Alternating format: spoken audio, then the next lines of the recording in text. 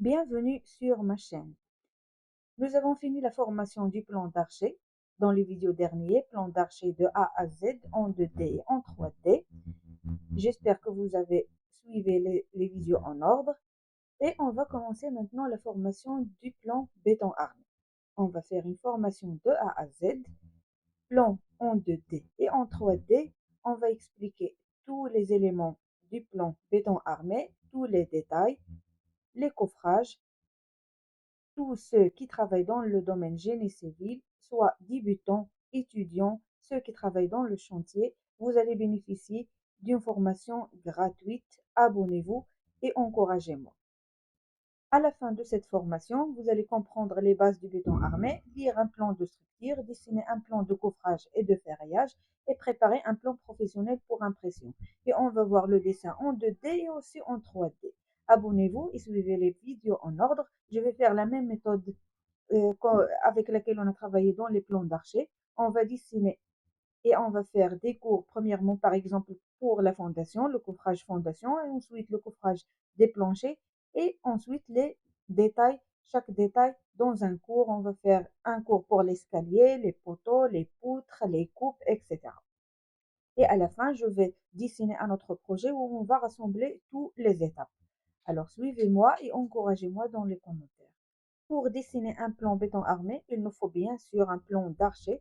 Toujours le plan béton armé est basé sur le plan d'archer. Donc, on va dessiner suivant le plan d'archer du projet qu'on a vu dans les cours du plan d'architecture, le dessin du plan d'architecture. Et on va utiliser le même projet. Comme ça, on va travailler toute notre formation avec le même projet.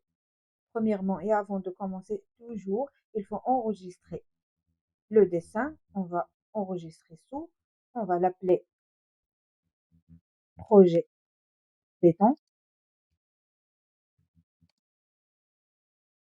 Enregistrer. Et bien sûr, on va régler les unités. Toujours on travaille décimal et degré. OK. Et on va régler le texte ou bien l'écriture et la cotation. Si vous voulez, vous pouvez écrire dans la ligne de commande comme on a vu dans les vidéos derniers. Et aussi, on peut afficher la barre de menu. Et ici, nous avons dimension. Le style des dimensions, on va le modifier pour qu'il apparaisse bien. Donc, des lignes avec une couleur. On va choisir une couleur ici.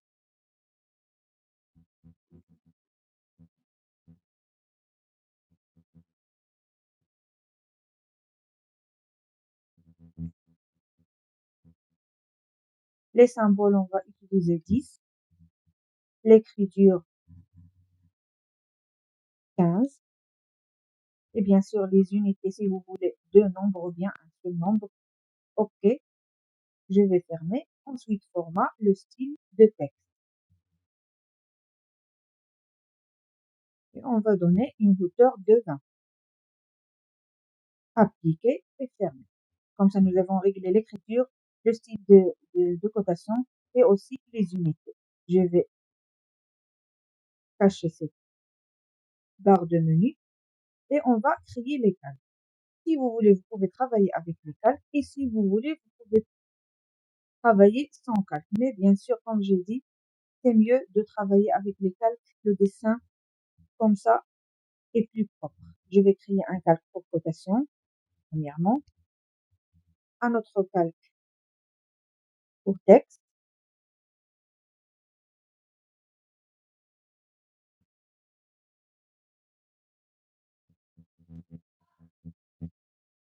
et un autre calque pour la structure, c'est-à-dire les poteaux, les poutres.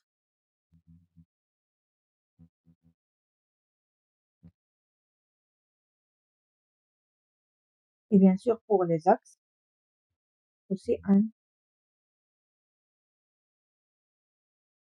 on va changer la couleur de chacun. Pour les axes, bien sûr, le trait ne doit pas être continu. On va charger un autre style de texte, un autre style de ligne.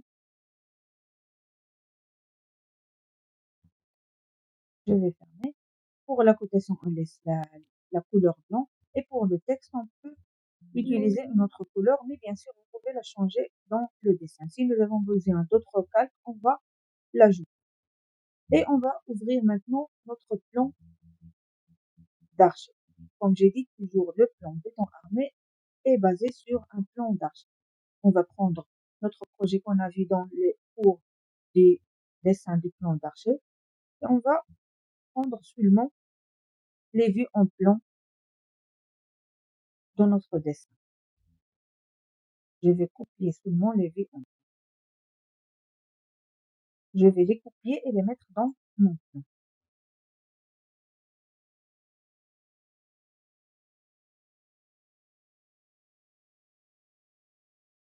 Voilà notre dessin. Et comme ça, je vais fermer le plan d'archi. La première chose qu'on fait dans le dessin d'un plan béton armé, c'est le coffrage fondation. On va dessiner premièrement la fondation. Il y a plusieurs méthodes avec lesquelles chacun travaille. Vous pouvez bien sûr copier cette fondation et vous pouvez la redessiner. Vous pouvez copier les poteaux seulement et dessiner les axes selon la façon avec laquelle vous travaillez. Pour moi, je dessine. C'est un plan qui est petit, donc je vais dessiner dès le début pour mieux comprendre. Si c'était un grand projet, bien sûr, c'est mieux de copier sans redessiner. Donc, on a ici toujours 8 mètres, c'est-à-dire 800 centimètres et 10 mètres, donc 1000 centimètres. Et je vais décaler 20. Je vais dessiner premièrement la structure, les poteaux, les escaliers, et ensuite je vais le copier, un pour la fondation et l'autre pour les planchers. Je vais aussi décomposer.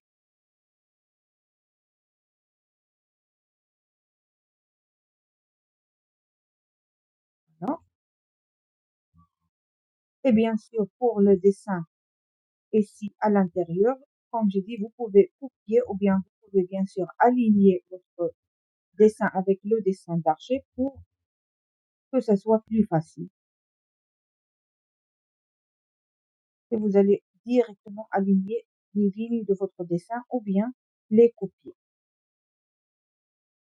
Ici, nous avons un plan d'archer qui est bien structuré, donc on n'a pas beaucoup de problèmes. Il est très important d'avoir un plan d'archer qui respecte la structure béton armé. Ça facilite beaucoup le travail ça facilite beaucoup le travail de l'ingénieur ou bien du dessinateur en béton armé. Pour les grands projets, on peut y avoir bien sûr des problèmes qu'on doit régler dans le plan de structure. Ici, nous avons l'escalier 250. Je vais décaler 250 pour avoir une poutre ici. Là, et je vais décaler 20.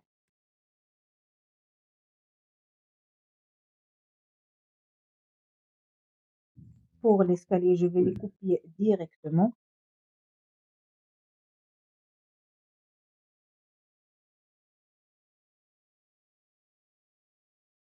Donc, de ce point vers ce point. Et je vais copier les propriétés des lignes continues. Voilà, pour avoir les lignes continues dans tout l'escalier.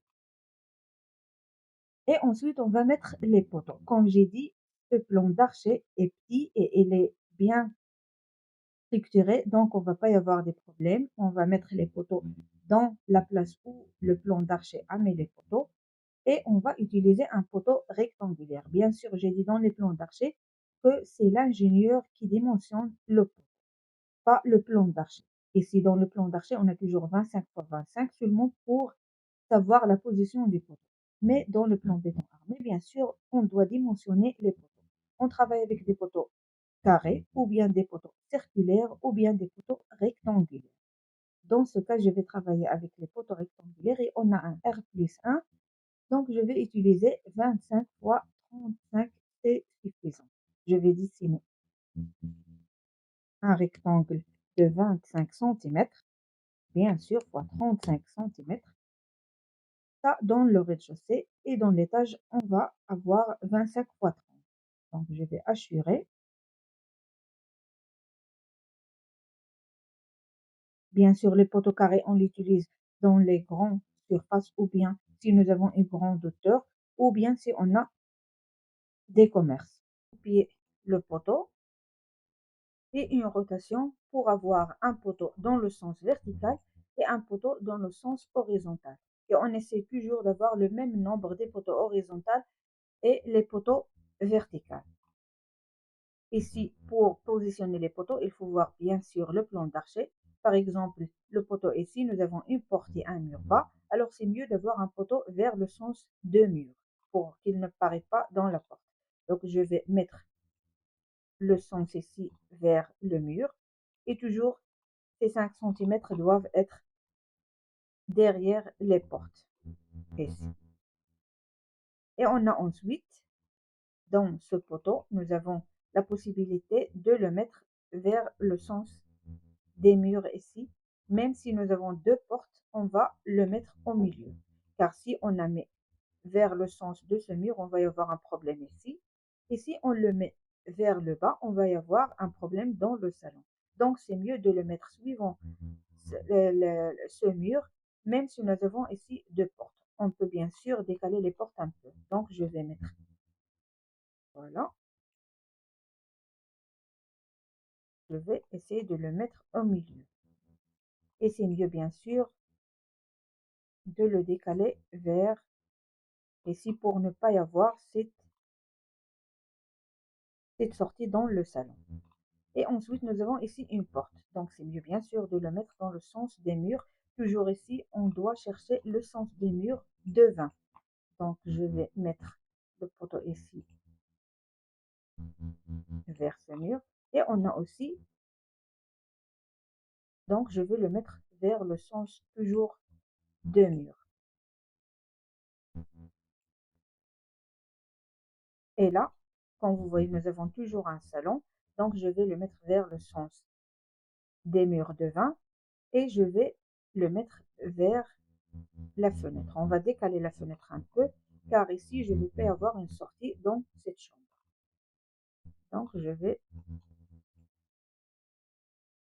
bien sûr, si vous avez des problèmes avec les fenêtres et les portes, on peut les décaler un peu.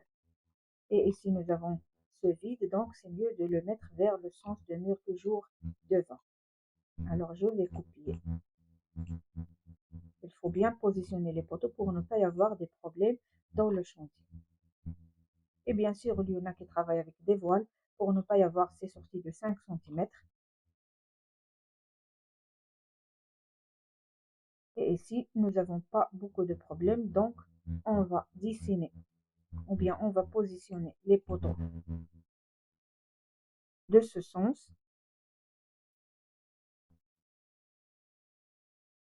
c'est-à-dire avec le sens des murs de 20.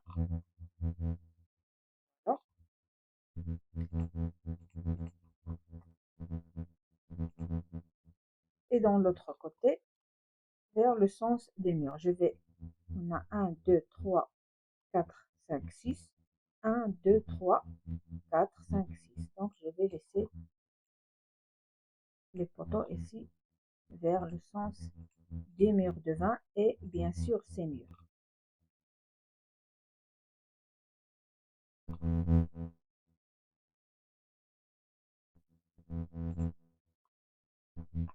Voilà la position des poteaux. J'espère qu'on n'a rien oublié. Il faut toujours vérifier les poteaux si ils ne posent pas de problème dans le plan d'archi. Bien sûr, comme je dis, s'il y a des fenêtres et des portes, on peut les décaler un peu. Et on a ici et on a ici, si nous avons 2 poutres qui se croisent et on a des murs, on peut mettre des raidisseurs. La différence entre le poteau et le raidisseur, c'est que le poteau est un élément porteur, alors que le raidisseur, non. Donc, on le met seulement dans le croisement des murs ou bien des poutres et bien sûr des longrines. Je vais dessiner un carré de 20 x 20 et je vais l'assurer.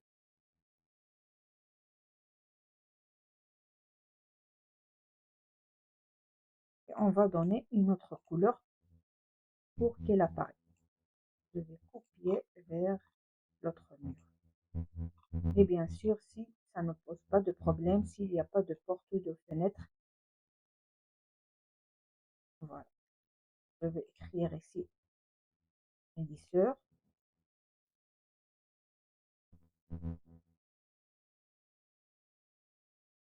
R1 et je vais utiliser la même couleur.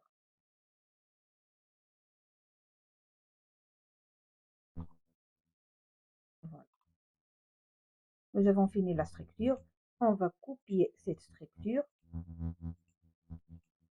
pour avoir un dessin pour la fondation et un dessin pour les planchers hauts des étages ou bien des rez-de-chaussée. C'est la façon avec laquelle je travaille.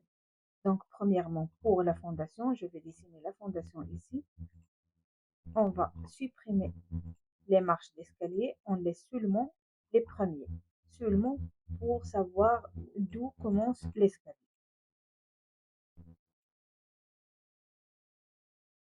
Je vais les supprimer, voilà. Et bien sûr, je vais supprimer les lignes ici, le décalage de 20, car nous avons un chaînage périphérique de 45 cm. On utilise un chaînage périphérique de 45 cm.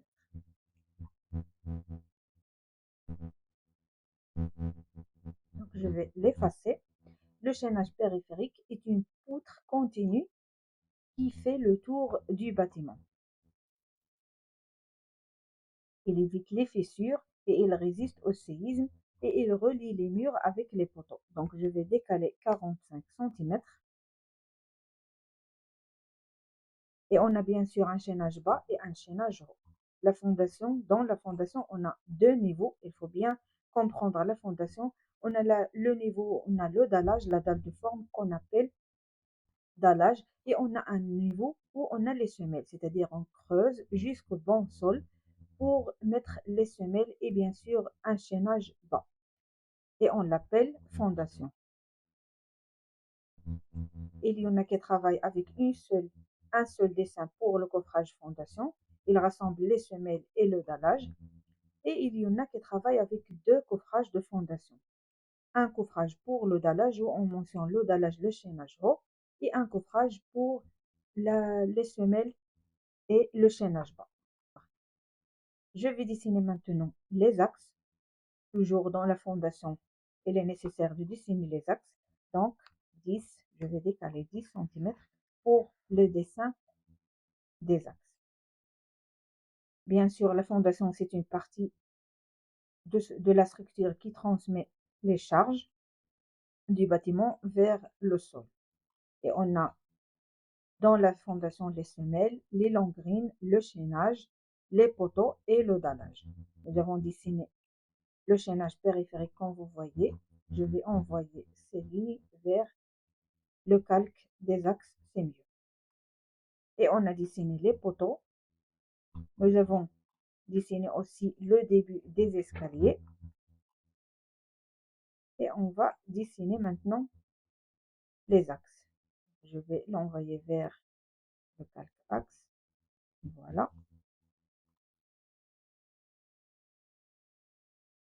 Voilà, nous avons dessiné les axes. Ici, nous avons les longrines. La longrine, c'est une poutre horizontale en béton armé, reliant les semelles. Il sert à répartir les charges et limiter les tassements différentiels et bien sûr supporter les murs.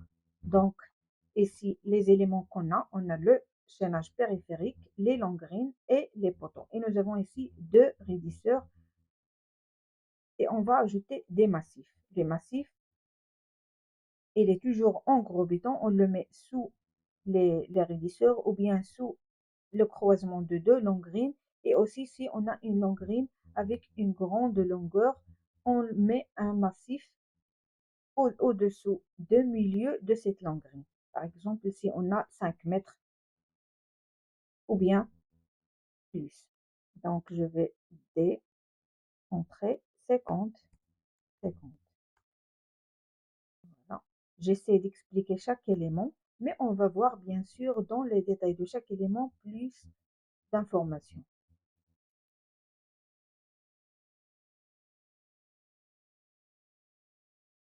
Voilà, le massif, on le dessine comme ça.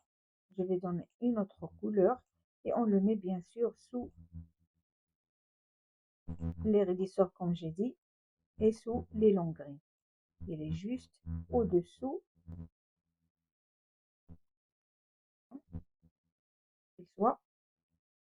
il faut que le raidisseur soit au centre. Donc je vais le copier vers l'autre. Voilà. Et bien sûr, je vais écrire ou bien je vais mentionner massif et je vais donner les dimensions de ce massif. On a la plupart du temps, si c'est un petit projet, on a 50 fois, pardon, fois 50 et fois 50. Je vais changer l'échelle de cette écriture.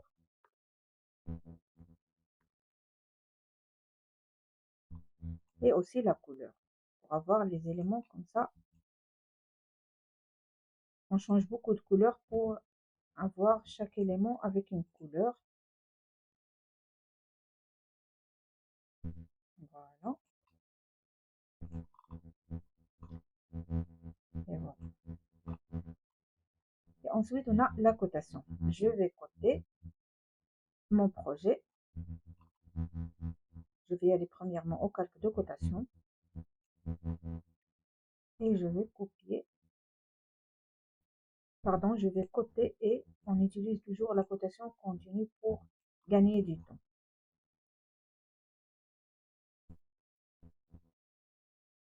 La cotation entre les axes et la cotation totale.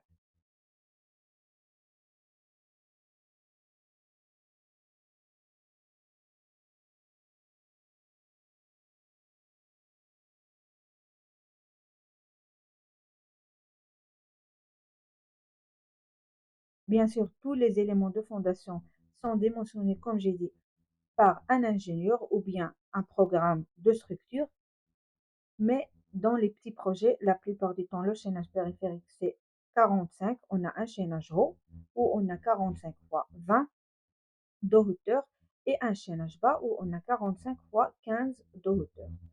Les longues toujours 20 fois 40. Les poteaux, comme j'ai dit, si nous avons un petit projet, une maison individuelle, on utilise les poteaux rectangulaires comme ça. Si nous avons R plus 2, on utilise 40 fois 25 et R plus 1. On commence par 25 fois 35 et si nous avons seulement un rez-de-chaussée, on peut utiliser 25 fois 30. Selon le plan et bien sûr selon les distances entre les poteaux. Et pour les massifs, on a toujours 50 fois 50 fois 50. On les met sous les raidisseurs et aussi si nous avons un croisement de longrines. Ici, on a une longrine qui a une grande longueur. Nous avons fini la cotation et on va nommer maintenant tous les éléments. Donc, je vais donner des noms aux poteaux. On est dans le calque texte et on va nommer les poteaux premièrement. Nous avons le même poteau, donc on va y avoir tout P1. Si nous avons des différents poteaux, par exemple un poteau rectangulaire, un poteau circulaire, on peut nommer P1, P2, etc. Donc ici, nous avons le même poteau et les mêmes distances. On va le nommer P1 et je vais copier P1 vers tous les poteaux de notre projet. Bien sûr, ici dans la fondation, on appelle ces poteaux des amorces poteaux.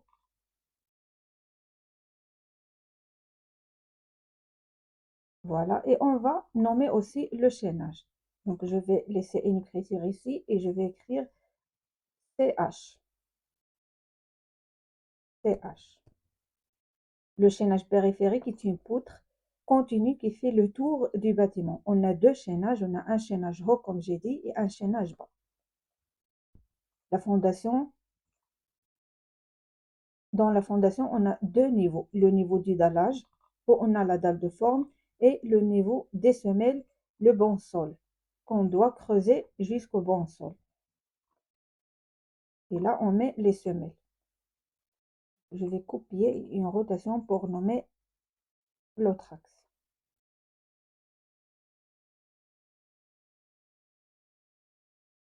Bien sûr, il y en a qui utilisent deux coffrages de fondation.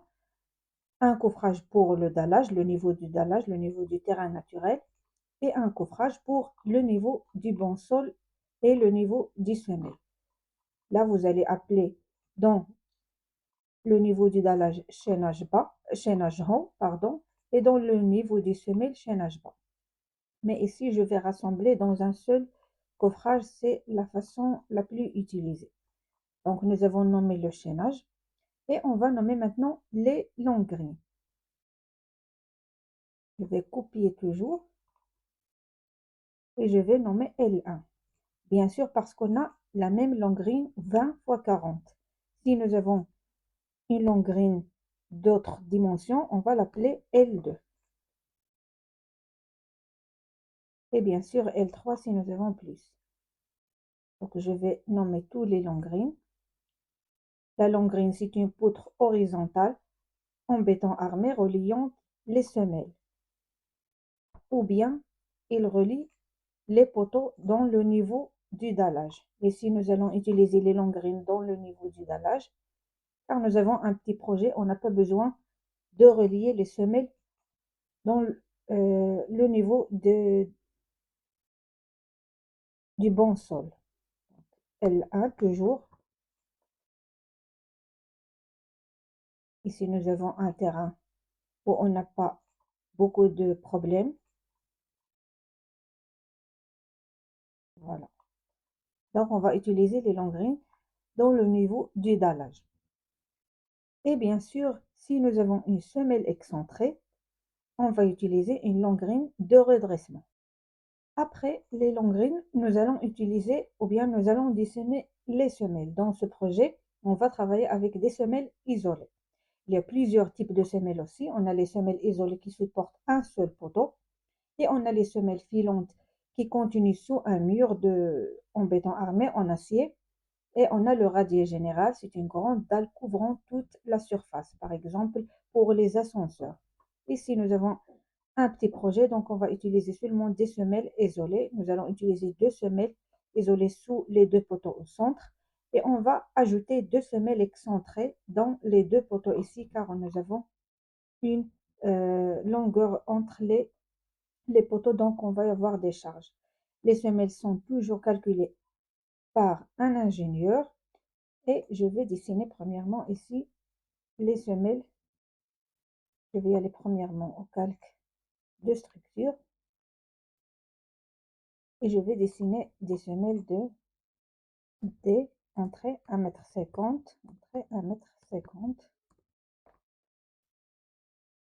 Bien sûr, le semelle doit être, ou bien le poteau doit être au centre de la semelle.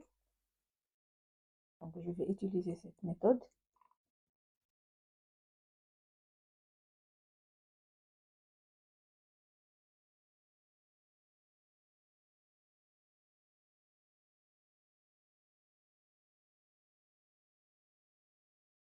Et je vais l'appeler S1. Toujours, on va avoir une seule semelle isolée S1.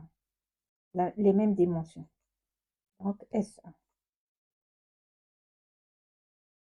Et je vais la copier vers l'autre poteau. Et ensuite, je vais dessiner les semelles excentrées pour les deux poteaux ici. Les semelles excentrées sont utilisées quand on a des mitoyens, c'est-à-dire on ne peut pas y avoir une semelle isolée, on a un mitoyen ici, un voisin, donc on ne peut pas creuser ici, on va y avoir une semelle excentrée. Et je vais donner les dimensions 90 fois 150. La même couleur pour les semelles et toujours on doit y avoir le poteau au centre de notre semelle. Et je vais la nommer SE1, c'est-à-dire la semelle excentrée 1.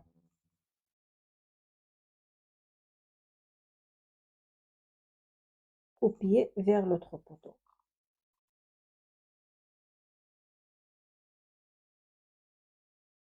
Ici, on va changer la longrine L1 par LR1, c'est-à-dire une longrine de redressement, parce que la longrine de redressement relie la semelle excentrée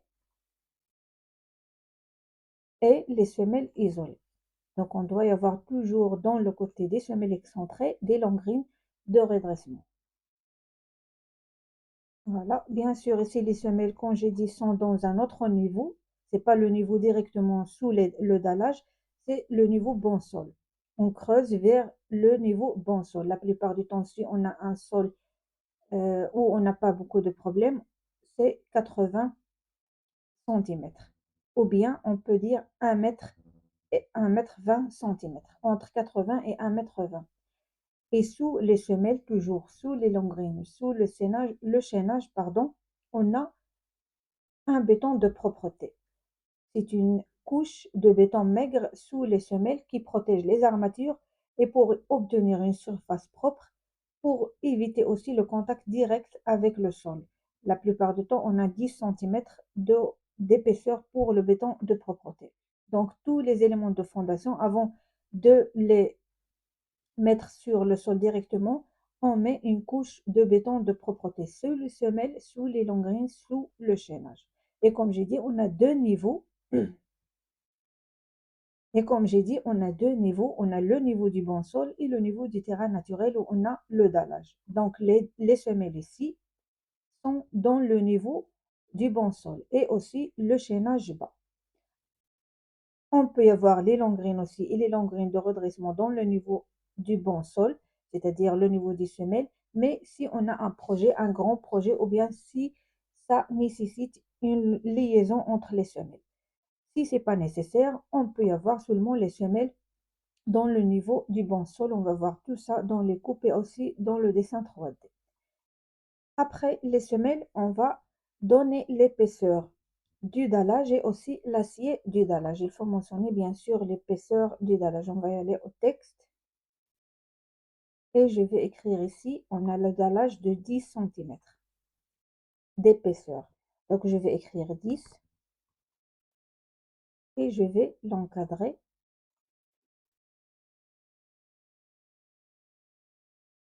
Voilà. Et on a aussi un dallage, l'acier de notre dalle. On va dessiner premièrement un cercle pour mentionner que c'est l'armature. Et je vais dessiner des lignes ici qui signifient l'acier.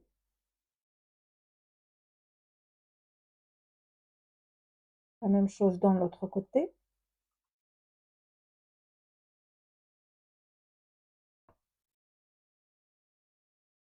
Bien sûr, vous pouvez mentionner l'armature comme vous voulez. Et je vais écrire ici acier. On utilise T8 ou bien un acier haute adhérence de 8 ou bien 6 et un espacement de 20 entre 20 et 25. Je vais utiliser haute adhérence 6. C'est un petit projet avec un espacement qui est égal à 25.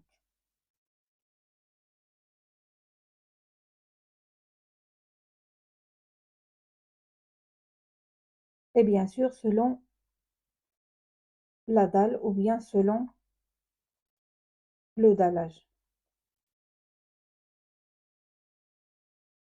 Donc, je vais mentionner mon armature ici. Voilà. Et on va écrire aussi fondation.